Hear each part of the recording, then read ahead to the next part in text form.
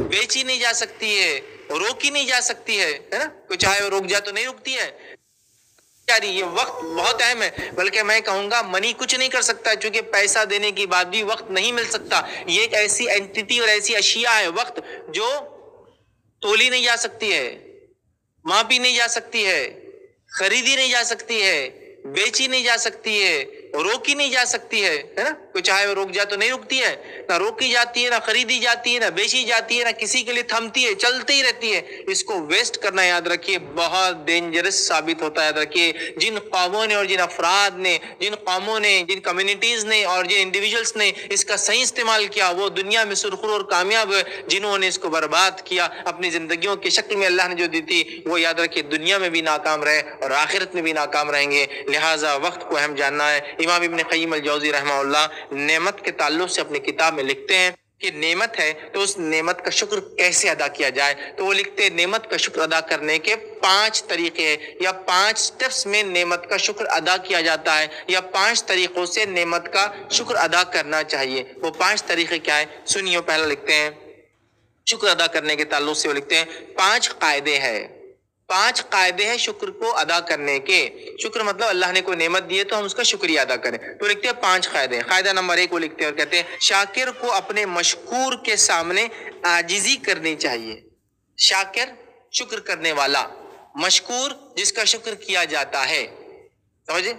मतलब एक आदमी जिस पे किसी ने एहसान किया तो वो एहसान के बदले जो सलूक करेगा, ये हुआ शाकिर, वो मशकूर जिसका शुक्र अदा कर रहा है। तो शाकिर मतलब जो शुक्र अदा करने वाला इंसान है, वो अपने मशकूर मतलब रब्बुल इज्जत या जिसका शुक्र अदा करता है, इसके सामने आजिजी करनी चाहिए कि अल्लाह मुझे वक्त की नेमत दी, मैं तेरा आजिज बंदा हूँ। इनके सारी झुकाव रखना चाहिए। दूसरा लिखते कायदा, शाकिर को चाहिए कि अपने मशकूर से मोहब्बत करे।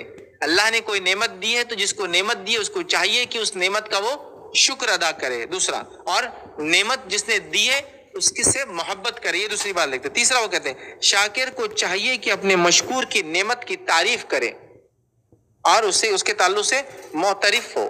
ठीक है, उसका तारुफ हो और मोतरिफ हो, जानता हो वो नेमत क्या है। चौथा लिखते हैं कि शाकिर को चाहिए कि इस नेमत की बिना पर इसकी तारीफ व सना करे, उसकी तारीफ और हमद व सना बयान करो। 5वां लिखते हैं शाकिर को चाहिए कि इस नेमत को इसकी नापसंदीदा चीजों में इस्तेमाल ना करे। शाकिर का काम ही है, जो शुक्र अदा करने वाला है, वो जिसने जो नेमत दी है उस नेमत को कभी भी उसके नाराजगी वाले कामों में ना करें। ये 5 कायदे वो लिखते हैं एक इंसान के लिए। वो किसी नेमत का अगर शुक्र अदा करना चाहता है तो वक्त ये अल्लाह की अजीम नेमत है, याद रखिए। ये अल्लाह रब्बुल इज्जत ने मुझे और आपको दी है। हम लोग उसके शुक्र अदा करने वाले बंदे बने, वरना याद रखो ये वक्त जब चले जाता है, खासतौर से वो लोग जो जवान हैं, अपने नौजवानी के मरहलों से गुजर रहे हैं, वो अपने वक्त का बहुत सही इस्तेमाल करे, क्योंकि इस मरहले का वक्त बड़ा अहम होता है। इस मरहले का वक्त बहुत पोटेंशियल होता है। इस जो फेज़ का जो लाइफ का ये फेज़ है, यूथ एज, जवानी जो है, ये बहुत इंपॉर्टेंट क्रूशियल एज है।